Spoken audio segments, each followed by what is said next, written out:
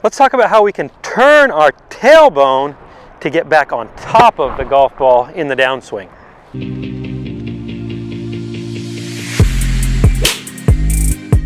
A really common thing I'm seeing in golf instruction right now is people talking about rib sway and how you get your ribs back on top of the golf ball. And I want to talk about how the movement of our pelvis actually creates that for us. So if I swing the golf club back and I make this nice wind up and my pelvis starts to work lead side high and glides forward and moves laterally like this, you can see my chest stays over here to the right. However, if I make this nice wind up and my lead side of my pelvis kind of turns down and around, you can see now how my chest is on top of the golf ball.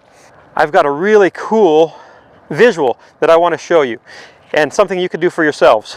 In my belt loops here, I've got a little alignment stick that goes on the face to show where the face is aiming. We're going to use it to show how my tailbone moves and how that affects the way my body moves. Look at this from the rear view. No laughing. I'm going to show you incorrect first and how that makes me move. So if I make a nice turn to the top and I move with kind of a lateral slide like this, you can see my chest is over here over my right foot. Now if I move correctly, now you can see my chest is on top of that golf ball. So if we do this incorrectly, you can see this stick is aimed toward my left foot and the magnet is behind the tail. If I do this correctly, now the stick is aimed backward and the magnet's in front of the tail. So that gives you a good little visual of how the way we move our tailbone allows us to get our chest up to the ball and move our low point forward so we can compress that ball well. When we have more lateral slide, it becomes more difficult.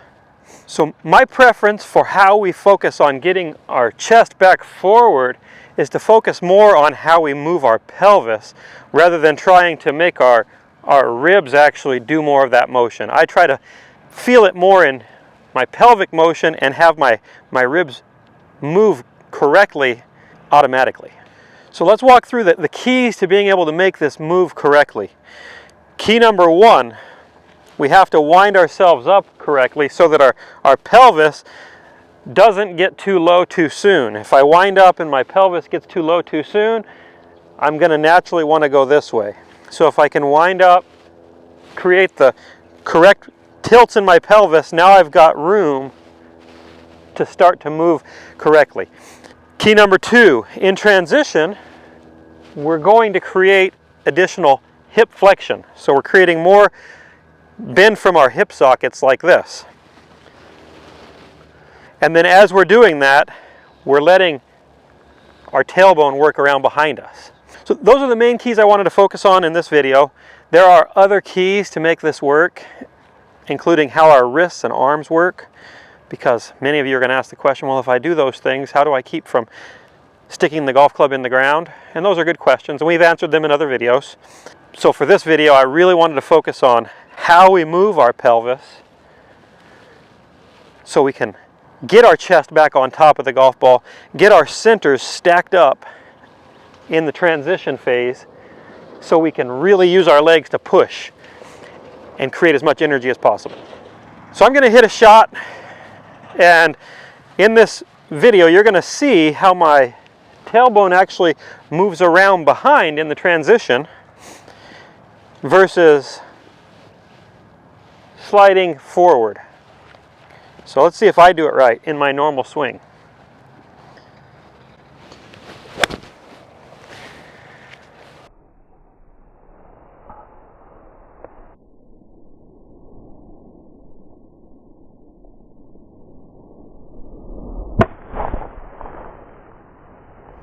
So I hope you liked this video. If you did, hit the like and subscribe button. If you're interested in learning more about how to begin implementing this new motion into your swing, come visit us at milolinesgolf.com. We have lots of videos, lots of drills for how to implement this, and we can walk you through it step by step, one-on-one.